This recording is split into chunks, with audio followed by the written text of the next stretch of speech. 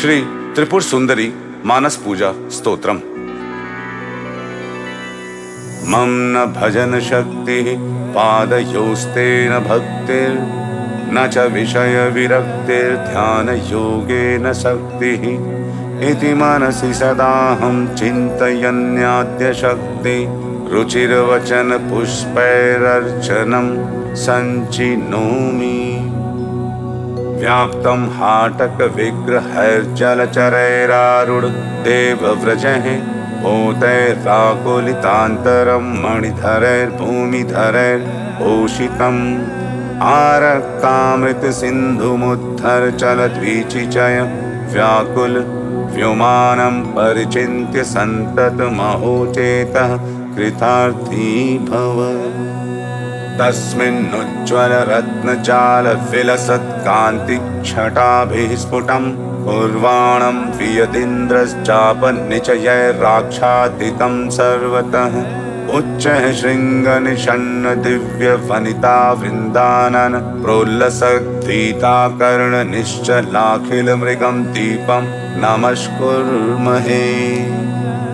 जाति चम्पक पाटलादि सुमनः सौरभ्य संभावितं हिंकार ध्वनि कंठ कोकिल कुह प्रोल्लासी चूतद्रुमम् आविर्भूत सुगंधि चंदन वनम दृष्टि प्रियं नंदनम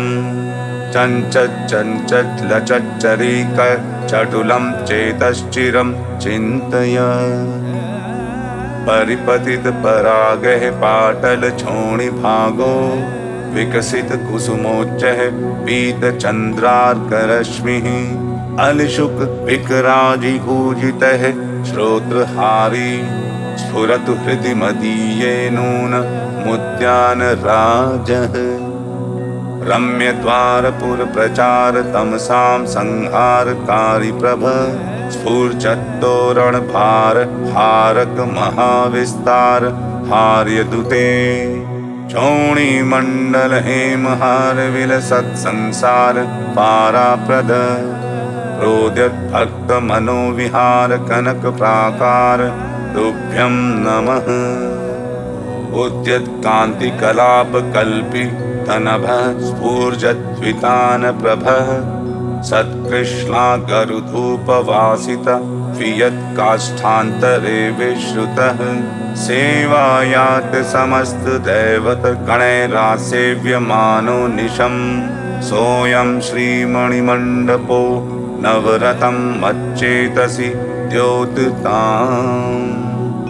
क्वापि प्योद्भट पद्मरागकिरण व्रातेन सन्ध्यायितं कुत्रापि स्फुट विस्फुरन्मरकतद्युत्यातमिस्रायितं मध्यालम्बि विशालमौक्तिकरुचा ज्योत्स्नायितं कुत्रचिन् मातः श्रीमणिमन्दिरं तव सदा वन्दामहे सुन्दरम्। उत्तुङ्गालय विस्फुरन् मर्कट प्रोद्यत् प्रभामण्डलान् यालोक्याङ्कुरितोत्सर्वैर्न पत्रिणाकीर्णस्थीलशङ्कया नीतो वाजिभिरुत्पथं वत् रथः सूतेन तिग्मुद्यते वल्गावल्गितहस्तमस्तशिखरं कष्टैरितः प्राप्यते। मणिसदन समुद्यत कान्तिधारानुरक्ते वियति चरम संध्या शंकिनो भानुरथ्यः शिथिलित गत कुप्यत्सूत हुंकार नादहे कथमपि मणिगेहादुच्च कैरुच्च लन्ति भक्त्या किन्नु समर्पितानि बहुधा रत्नानि पाथोधिना किंवारोहण पर्वतेन सदनं यैर्विश्वकर्मा करो आज्ञातं गिरिजे कटाक्षकलया नूनं त्वया तोषिते शम्भो नृत्यति नागराजफणिना कीर्णा मणिश्रेणयः विदूरमुक्तवाहनैर्विनम्र मौलिमण्डलैर्निबद्धहस्तसम्पुटः प्रयत्न संयतेन्द्रियः विरिञ्चि विष्णु शंकरादिभिर्मुदा तवाम्बिके। प्रतीक्ष्यमाण निर्गमो विभाति रत्नमण्डपः। ध्वनन् मृदङ्काहल प्रगीत किन्नरी गणः। प्रणृत्त दिव्यकन्यकः प्रवित्त मङ्गलक्रमः। प्रकृष्ट सेवक व्रजः प्रहृष्ट भक्त मण्डली। मुदे ममास्तु सन्ततं त्वदीय रत्नमण्डपः। प्रवेश निर्गमाकुलः स्वकृत्य रक्तमानसै। बहिः स्थितामरावली विधीयमान भक्तिभिः।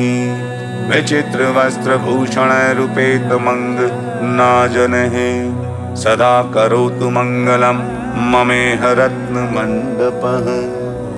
सुवर्णरत्नभूषितैर्विचित्रवस्त्रधारिभिर्गृहीत हेमयष्टिभिर्निरुद्ध सर्वदेवतैः। असंख्य सुन्दरी जनैः पुरस्थितैरधिष्ठितो मदीयस्मेतुं मानसं त्वदीय तुङ्गतोरणः। इन्द्रादीश दिगीश्वरान्महः परिवारानथो सायुधा। न्योषिद्रूपधरान् स्वदिक्षु निहितान् सञ्चिन्त्य हृत्पङ्कजे। शङ्खे श्री वसुधारया वसुमतियुक्तं च पद्मं स्मरन्। कामं नौमि रतिप्रियं सहचरं प्रीत्या वसन्तं भजे। गायन्तीं कलवीणजातिमधुरं हुङ्कार मातन्वतिर्द्वाराभ्यासकृतस्थितिरिह सरस्वत्यादिकः पूजयन्। द्वारे नौमि मदोन्मदं सुरगणाधीशं मदेनोन्मदां। मातङ्गीमसिताम्बरां परिलसन्मुक्ता विभूषां भजे। कस्तूरिका श्यामलकोमलाङ्गीं कादम्बरीपानमदालसाङ्गीं। वामस्तनालिङ्गितरत्नवीणां मातङ्गकन्यां मनसा स्मरामि। विकीर्णचिगुरोत्करे विगलितां पराडम्बरे। मदाकुलितलोचने विमलभूषणोद्भासिनी। तिरस्करिणी तावकं चरणपङ्कजं चिन्तयन् करोमि पशुमण्डली मलिकमोहदुग्धा शय्याम्। प्रमत्तवारुणी सैर्विद्धूर्णमानलोचनः प्रचण्डदैत्यसूदनः प्रविष्ट भक्तमानसः। उपोडकञ्जलच्छविविक्षटा विराजि विग्रहः। कपालशूलधारिणी स्तुवे त्वदीय दूतिकः। स्फूर्जन्व्यय वाङ्कुरोपलसिता भोगैः पुरः स्थापितैर्दीपोद्भासि शरावशोभितमुखैः कुम्भैर्नवैः शोभिना। स्वर्णाबद्धविचित्ररत्नपटली चञ्चत्कपाटश्रिया युक्तं द्वारचतुष्टयेन गिरिजे वन्दे मणिमन्दिरम्। आस्तीर्णारुणकम्बलासनयुतं पुष्पोपहारान्वितं। दीप्तानेकमणिप्रदीपसुभगं राजद्वितानोत्तमम्। धूपोद्गारि सुगन्धे सम्भ्रममिलभृङ्गावलिकुञ्जितं। कल्याणं वितनोतु मे नवरतं श्रीमण्डपाभ्यन्तरम्। कनकरचिते पञ्चप्रेतासनेन विराजिते। मणिगणचिते रक्तश्वेताम्बरास्तरणोत्तमे। कुसुम्बसुरभौ तल्पे दिव्योपधानसुखावहे। हृदयकमले प्रादुर्भूतां भजे परदेवताम्। सर्वाङ्गस्थितिरम्यरूपरुचिरां प्रातः समभ्युत्थितां जृम्भामञ्जुमुखाम्बुजां मधुमदव्याघूर्णदक्षित्रयाम्। सेवायात समस्तसन्निधिसखिः सम्मानयन्तीं दृशा। सम्पश्यन् परदेवतां परमहो मन्ये कृतार्थं जनुः। उच्चैस्तोरण वर्तिवाद्य निवहध्वाने समुज्जिम्भृते भक्तैर्भूमि विलग्रमौलिभिर्लं दण्ड प्रणाम कृते नानारत्न समूहनद्ध कथन स्थालि समुद्भासितां प्रातस्ते परिकल्पयामि गिरिजे नीराजनामुज्ज्वलाम् पाद्यं ते परिकल्पयामि पदयोरर्घ्यं तथा हस्तयोः सौदिभिर्मधुपर्कमम्ब मधुरं धाराभिरास्वादय तोयेनाचमनं विधेहि शुचिना गाङ्गेन मत्कल्पितं साष्टाङ्गं प्रणिपातमीशदयिते दृष्ट्या कृतार्थी कुरु मातः पश्य मुखाम्बुजं सुविमले दत्ते मया दर्पणे देवी स्वीकुरु दन्तधावनमिदं गङ्गा जलेनान्वितं सुप्रक्षालितमाननं विरचय स्निग्धाम्बरप्रोक्षणं त्रागङ्गीकुरु तत्त्वमम्ब मधुरं ताम्बूलमास्वादय निधेहि मणिपादुकोपरि पदाम्बुजं मञ्जनालयं वृजशनैः सखीकृतकराम्बुजालम्बनम् महेशि करुणानिधे तव दृगन्धपातोत्सुकान् विलोकय मनागमुनुभय संस्थितान् दैवतान् हेमरत्नवर्णेन वेष्टितं विस्तृतारुणवितानशोभितं सज्ज सर्वपरिचारिका जनं पश्य मज्जनगृहं मनोमम कनककलशचालस्फाटिकस्नानपीठा द्युपकरणविशालं गन्धमत्तालिमालं फुरदरुणवितानं मज्जुगन्धर्वगानं परमशिवमहेले मज्जनागरमेहि पीनो तुङ्गपयोधरः परिलसत्सम्पूर्णचन्द्रानना रत्नस्वर्णविनिर्मितः परिलसत्सूक्ष्माम्बरप्रावितः हेमस्नानघटिस्तथा मृदुपटीरुद्वर्तनं कौसुमं तैलं कङ्कटिकं करेषु दधतीर्वन्देम्बते दासिकः तत्र स्फाटिकपीठमेत्य शनकैरुत्तारितालङ्कृतिर्नीचैरुज्झितकञ्चुकोपरिहिता रक्तोत्तरीयाम्बरा वेणीबन्धमपास्य कङ्कटिकया केशप्रसादं मना कुर्वाणा परदेवता भगवती चित्ते मम द्योतता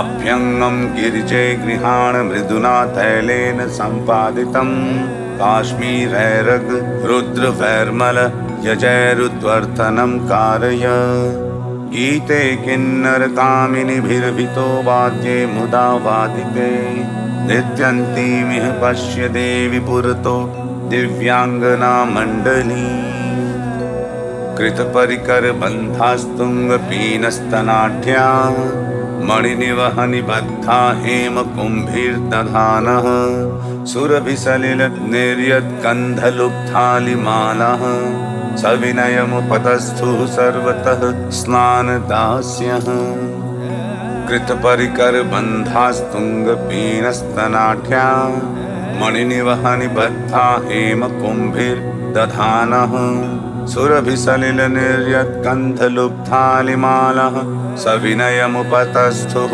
सर्वतः स्नानदास्यः उत्कण्ठैर्करुद्रवैः सुरभिणा कस्तूरिकावारिणा स्फूर्जत्सौरभयचकर्दमजलैः काश्मीरनीररैः पुष्पाम्भोभिर्शेषतीर्थसलिलैः कर्पूरपाथोभरैः स्नानं ते परिकल्पयामि गिरिजे भक्त्या तदङ्गीकुरु प्रत्यङ्गं परिमार्जयामि शुचिना वस्त्रेण सम्प्रोक्षणं पूर्वे केशकलापमायततरं धूपोत्तमैर्धूपितम् आलिवृन्दविनिर्मितां यवनिकामास्थाप्य रत्नप्रभं भक्त त्राण परे महेश गृहिणी स्नानांबरम मुच्यताम् पीतं ते परिकल्पयामि निबिडं चण्डातकं चण्डिके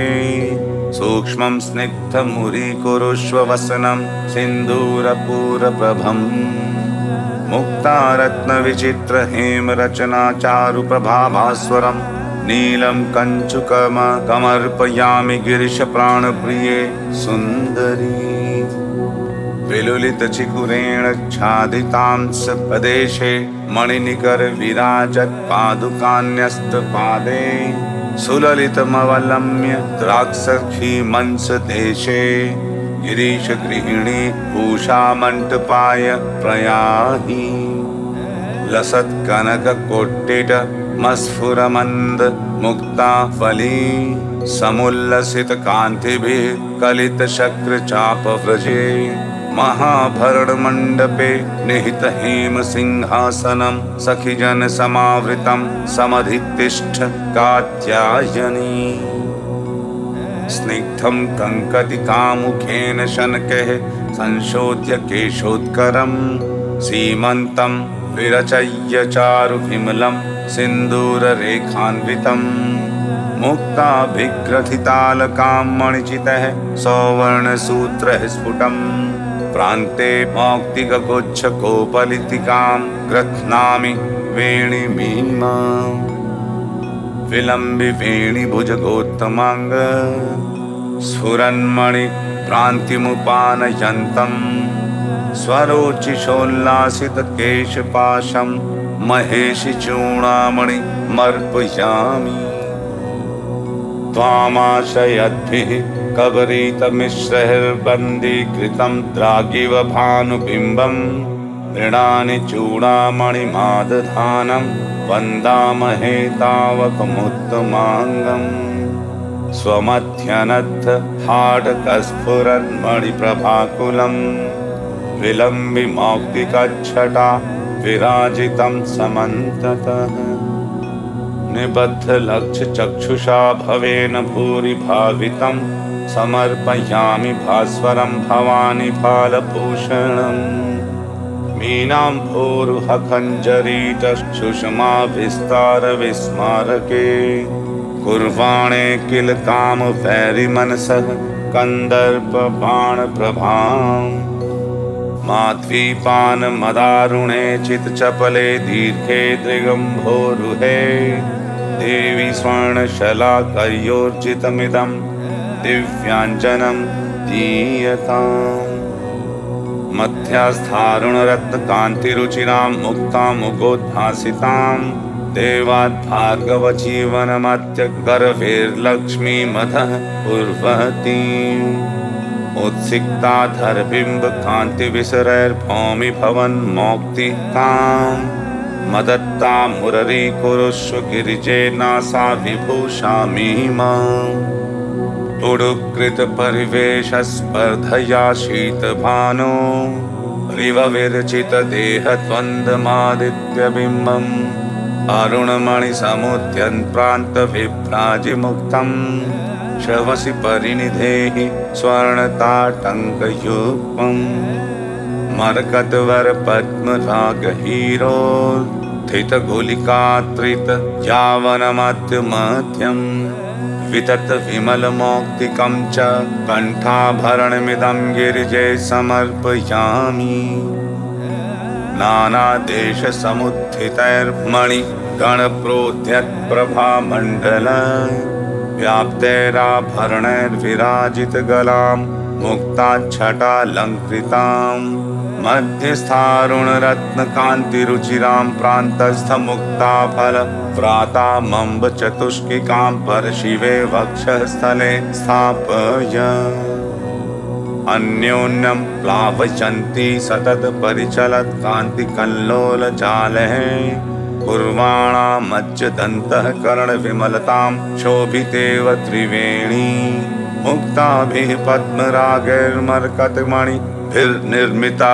दीप्यमानैर्नित्यं हारत्रयीते परशिवरसिके चेतसि द्योततां नः करसरसिजनाले विस्फुरत् कान्तिजाले विलसदमलशोभे चञ्चद्दिशाक्षिलोभे विविधमणिमयूखोद्भासितं देवि दुर्गे कनककटकयुग्मं बाहुयुग्मे निधेहि व्यालम्बमानसितपट्टकगुच्छशोभे स्फूर्जन्मणि घटितहारविरोचमानम् मातर्महेश महिले तव बाहुमूले केयुरक्कत्वयमिदं विनिवेशयामि विततनिजममुखैर्निर्मितामिन्द्रनीलैः विजितकमलनालालीनमत्तालिमालाम् मणिगणखचिताभ्यां कङ्कणाभ्यामुपेतां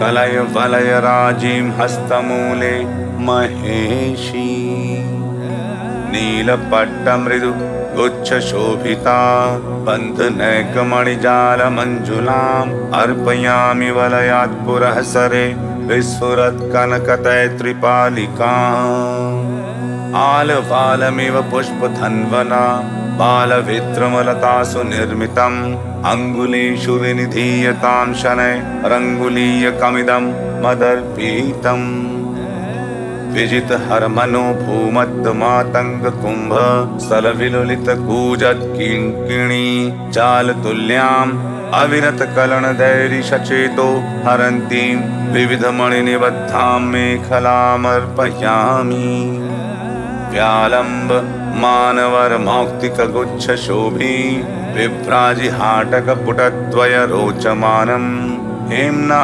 विनिर्मितमनेकमणिप्रबन्धम् निविनिबन्धनगुणं विनिवेदयामि विनिहतनबलाक्षा पङ्कपालात् पौखे मरकतमणिराजी मञ्जुमञ्जीरघोषे अरुणमणिसमुद्यत्कान्तिधारा विचित्र तव चरणसरोजे हंसकः प्रीतिमेतु निबद्धशितिपट्टकप्रवरगुच्छसंशोभितां कलक्वणितमञ्जुलां गिरिशचित्तसम्मोहनीम् अमन्दमणिमण्डले विमलकान्तिकं किम्बीरितां निधेहि पादपङ्कजे कनक पुङ्गरुमम्बिके स्फुरत्सहज रागरञ्जिते शिञ्जितेन कलितां सखी जनैः पद्मरागमणिनुपूरद्वयी मर्पयामि तव पाद पङ्कजे पदाम्बुजमुपासितुं परिगतेन शीतांशुना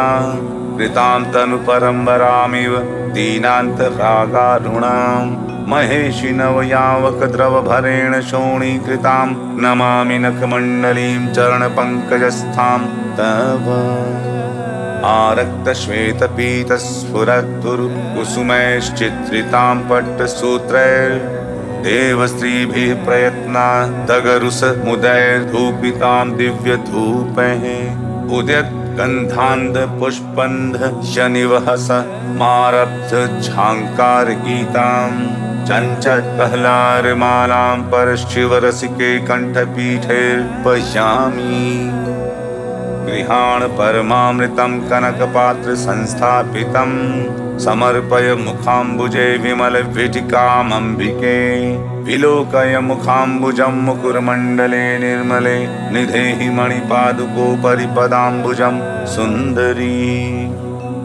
आलम्ब्य स्वसखीं करेण शनकैः सिंहासनादुत्थिता कूजन्मन्दमरालमञ्जुलगति प्रोल्लास्य भूषाम्बरा आनंद प्रतिपादकैरुपनिषद्वाक्यैः स्तुता वेधसा मच्चित्ते स्थिरतामुपैतु गिरिजा यान्ति सभा मण्डपम् चलन्त्यामम्बायां प्रचलति समस्ते परिजने सवेगं सम्यान्ते कनकलतिकालङ्कृतिभरे समन्तादुत्तालस्फुरितपद सम्पादजनिते क्षणत्कारस्तारैर्क्षणक्षणित मासिन्मणिगृहम् चञ्चत्वेत्रकरा हिरङ्गविलसद्दूषाम्बराभिः पुरो यान्तिभिः परिचारिकाभिर्मव्राते समुत्सारिते रुद्धे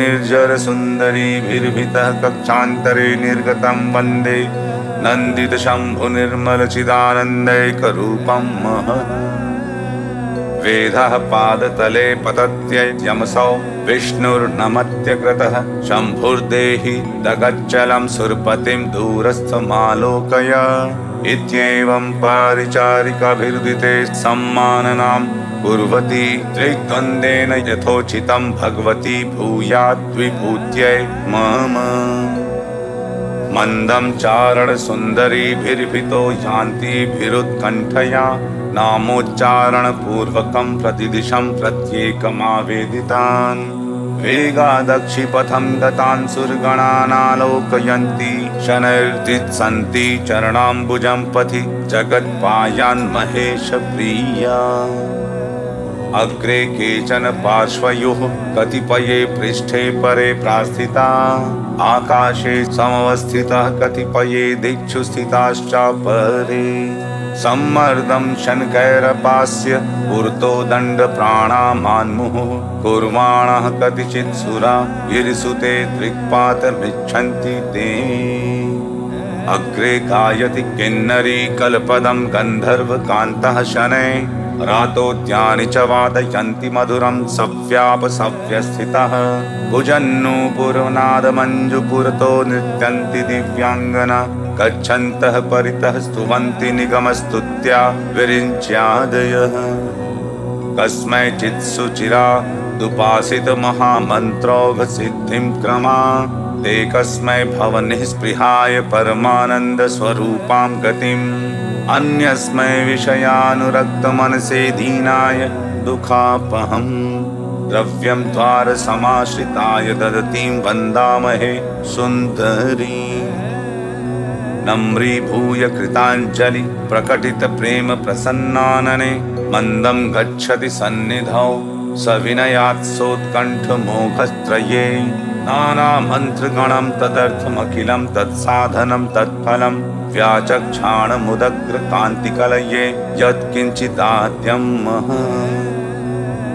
तव दहन सद्ये क्षयदिक्षणैरेव चक्षुर्निखिलपशुजनानां भीषयद्भीषणास्यम् कृतवसति परेश प्रेयसि द्वारि नित्यं शरभमिथुन मुच्चैर्भक्तियुक्तो नतोऽस्मि कल्पान्ते सरसैकदासमुदितानेकार्कतुल्यप्रभां रत्नस्तम्भनिबद्धकाञ्चनगुणस्फूर्जद्वितान्नोत्तमां कर्पूरागद्विगर्भवर्ति कलिका प्राप्त प्रदीपावलीं श्रीचक्राकृतिमुल्ल सन्मणिगणां वन्दामहे वेदिकाम् स्वस्थानस्थितदेवतागणवृते बिन्दौ मुदा स्थापितम् नानारत्नविराजिहेमविलसत्कान्तिच्छटा दुर्दिनम् चञ्चत्कौसुमतूलिकासनयुतं कामेश्वराधिष्ठितं नित्यानन्दनिदानमम्ब सततं वन्दे च सिंहासनम् वदद्भिर्भितो मुदा जय जयेति वृन्दारकः कृताञ्जलि परम्परा विदधति कृतार्थादृशा अमन्दमणिमण्डली खचित हेम सिंहासनं सखीजन समावृतं समधितिष्ठ दाक्षायणी कर्पूरादिकवस्तु जातमखिलं सौवर्णभृङ्गारकं ताम्बूलस्य करण्डकं मणिमयं चैलाञ्चलं दर्पणम् विस्फुर्जन्मणिपादुके च दधति सिंहासनस्यार्पितस्तिष्ठन्ति परिचारिकास्तव सदा वन्दामहे सुन्दरी त्वदमलव पुरुद्यत्कान्तिकल्लोलजालहे स्फुटमिव ददतीभिर्बाहुविक्षेपलीलाम् मुहुरपि च विधूते चामरग्राहिणीभिः सितकरकरशुभ्रे चामरे चालयामि प्रान्तस्फुरद्विमलमौक्तिकगुच्छजालं चञ्चन्महामणिविचित्रितहेमदण्डम् उद्यत्सहस्रकरमण्डलचारु हेमच्छत्रं महेशमहिले विनिवेशयामि उद्यत्तावकदेहकान्तिपटली सिन्दूरपूरप्रभा शोणीभूतमुदग्रलोहितमणिच्छेदानुकार छवि दूरादादर्निर्मिताञ्जलि पुटैरालोक्यमानं सुरव्यूहे काञ्चनमातपत्रमतुलं वन्दामहे सुन्दरम् सन्तुष्टां परमामृतेन विलसत्कामेश्वराङ्कसितां पुष्पौघैरभिपूजितां भगवतीं त्वां वन्दमानामुदा सूर्यतावकदेहरश्मि कलना प्राप्तस्वरूपाभिदः श्रीचक्रावरणस्थितः सविनयं वन्दामहे देवताः आधारशक्त्यादिकमाकलय्य मध्ये समस्ताधिकयोगिनीं च मित्रेशनाथादिकमत्र चतुष्टयं शैलसुते नतोऽस्मि त्रिपुरासुधारणवासनमारभ्य त्रिपुरमालिनी यावत् आवरणाष्टक संस्थित मासन षट्कं नमामि परमेशी ईशाने गणपं स्मरामि विचरद्विघ्नान्धकारच्छिदं वायव्ये वटुकं च कञ्जलरुचिं व्याप्लोपवीतान्वितं नैऋत्ये महिषासुरप्रमथिनी दुर्गां च सम्पूजयन्नाग्नेयेऽखिलभक्तरक्षणपरं क्षेत्राधिनाथं भजे उद्यानजालन्धरकामरूप पीठान्निमान् पूर्णगिरिप्रसक्तान् त्रिकोणतक्षाग्रिमसव्यभाग मध्यस्थितान् सिद्धिकरान् नमामि लोकेशः पृथ्वीपति निर्गदितो विष्णुर्जलानां प्रभु तेजोनाथ उमापतिश्च मरुतामीशस्तथा चेश्वरः आकाशाधिपतिः सदाशिव इति प्रेताभिधामागता नेतांश्चक्र बहिः स्थितान् सुरगणान् वन्दामहे सादरम् तारानाथ कला प्रवेश निगम व्याजात् गता सुप्रथम त्रैलोक्ये तिथिषु प्रवर्तित कलाष्ठादिकालक्रमम् रत्नालंकृति चित्रवस्त्र ललितं कामेश्वरी पूर्वकं नित्या षोडशकं नमामि लसितं चक्रात्ममनोरन्तरे हृदि भावित दैवतं प्रयत्नाभ्युपदेशानुगृहीत भक्ति संघं स्वगुरुक्रम संज्ञचक्र राजस्थित मोघत्र यमानतोऽस्मि मूर्ध्ना हृदयमथ शिरः शिखा खिलाद्ये कवचमथो नयनत्रयं च देवी मुनिजन परिचिन्तितं तथास्तं स्फुरतु सदा हृदये षडङ्गमेतत् त्रैलोक्यमोहनमिति प्रथिते तु चक्रे चञ्चद्विभूषण गणत्रिपुराधिवासे रेखात्रये स्थितवतीरणि मादिसिद्धिर्मुद्रा नमामि सततं प्रकटाभिधास्तः सर्वाशा परिपूरके वसुदलद्वन्द्वेन विभ्राजिते विस्फुर्जन्त्रिपुरेश्वरी निवसतौ चक्रे स्थिता नित्यशः कामाकर्षणिकादयो मणिगणभ्राजिष्णु दिव्याम्बरा योगिन्यः प्रदिशन्तु काङ्क्षितफलं विख्यातगुप्ताभिधः महेश वशुभिर्दलैर्लसति सर्वसङ्क्षोभणे विभूषण गणस्फुरन्त्रि पुरसुन्दरी सद्मनि अनङ्गकुसुमादयो विविधभूषणो भासिता दिशन्तु मम काङ्क्षितं तनुराश्च गुप्ताभिधः लसद्युग त्रिशारके स्फुरति सर्वसौभाग्यते शुभाभरणभूषित त्रिपुरवासिनी मन्दिरे स्थिता दधतु मङ्गलं सुभग सर्वसङ्क्षोभिणी मुखः सकलसिद्धयो विदित सम्प्रातायाभिधः बहिर्दशारे सर्वार्थ साधके त्रिपुराश्रयाः कुलकौलाभित्यः पान्तु सर्वसिद्धिप्रदायिकाः अन्तः शोभितशारकेतिललिते सर्वादिरक्षाकरे मालिन्या त्रिपुराद्यया विरचिता वासे स्थितं नित्यशः नानारत्नविभूषणं मणिगणभ्राजिष्णु दिव्याम्बरं सर्वज्ञादिकशक्तिवृन्दमनिशं वन्दे निर्गर्भाभिधम् सर्वरोग हरेष्टारे त्रिपुरा सिद्ध्यान्विते रहस्य योगिनिर्नित्यं वशिन्याद्या नमाम्यहम्।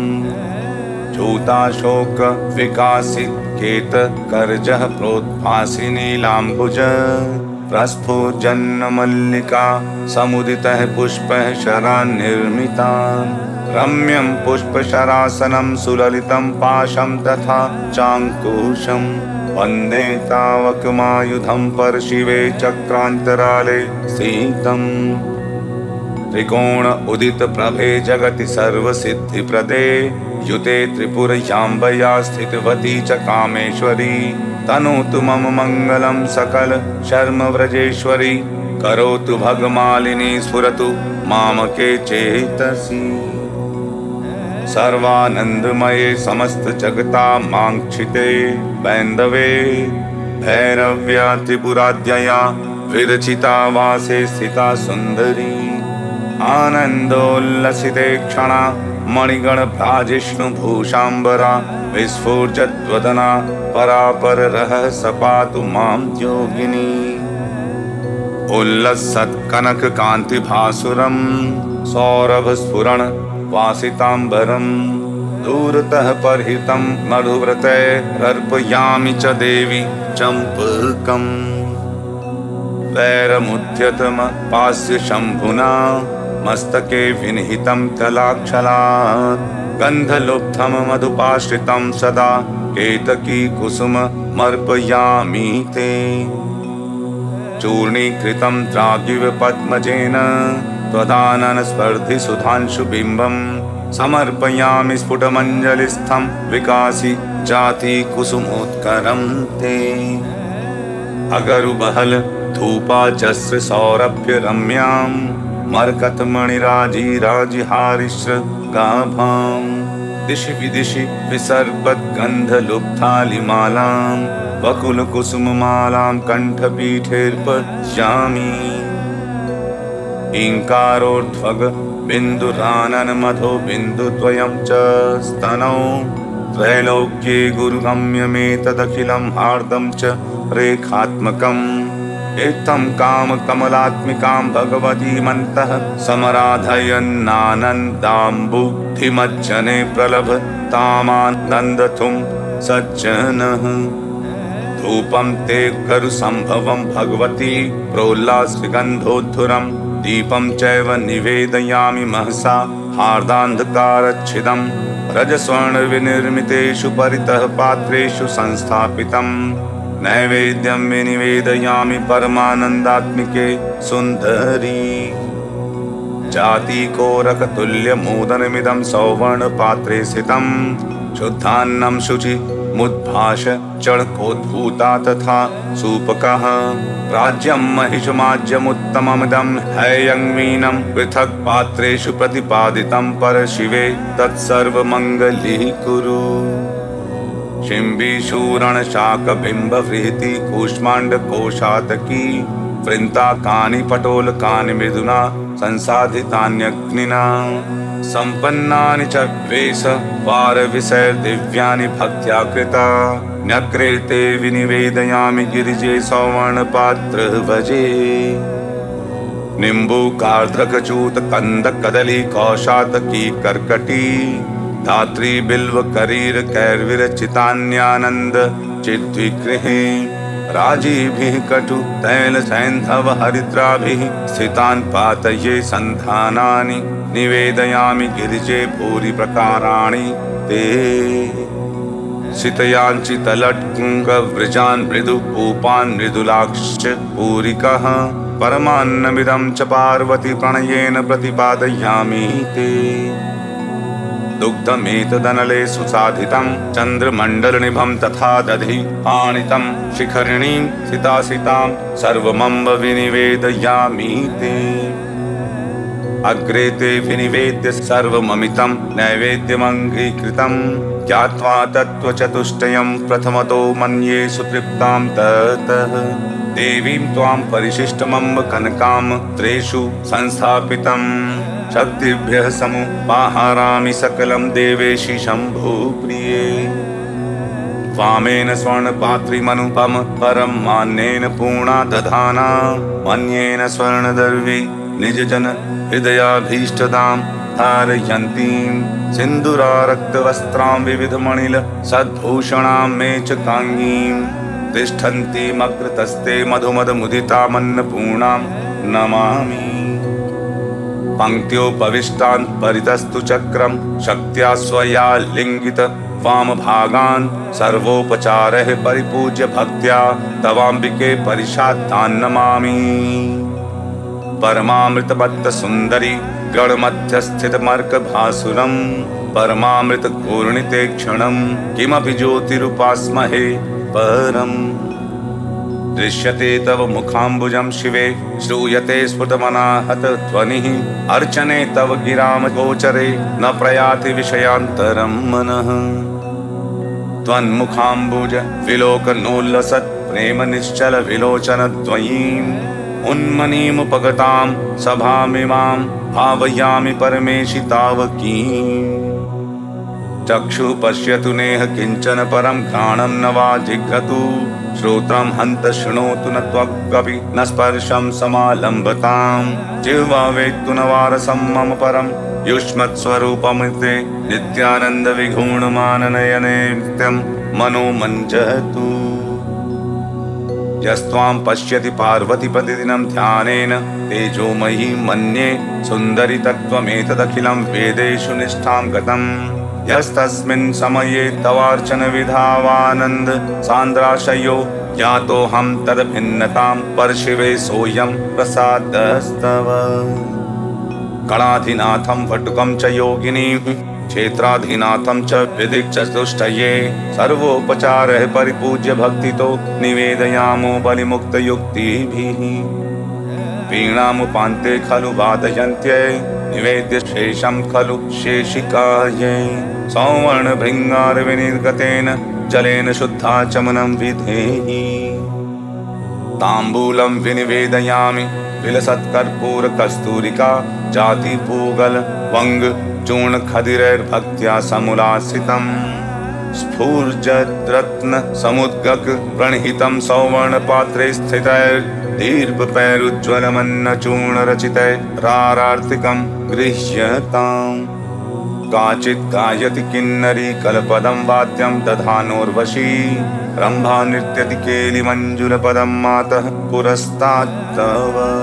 कृत्यं प्रोच्य सुरश्रियो मधुमदव्याघूर्णमाने क्षणं नित्यानन्दसुधाम्बुधिं तव मुखं पश्यन्ति दृश्यन्ति च।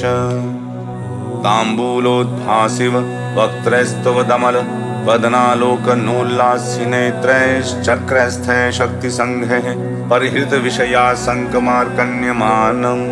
गीतख्याभिप्रकामं मधुर समधुरं वादितं किन्नरीभिर्वीणा झङ्कारनादं कलय परशिवानन्द सन्धान हेतुः।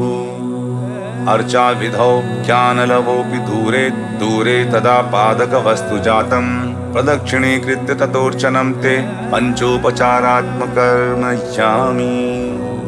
यथेप्सित मनोगत प्रकटितोपचारार्चितां निजावरण देवता गणवृतां सुरेशस्थितां कृताञ्जलिपुटो मुहुः कलित भूमिरष्टाङ्गकैर् नमामि भगवत्यहं त्रिपुरसुन्दरी त्राहि माम्।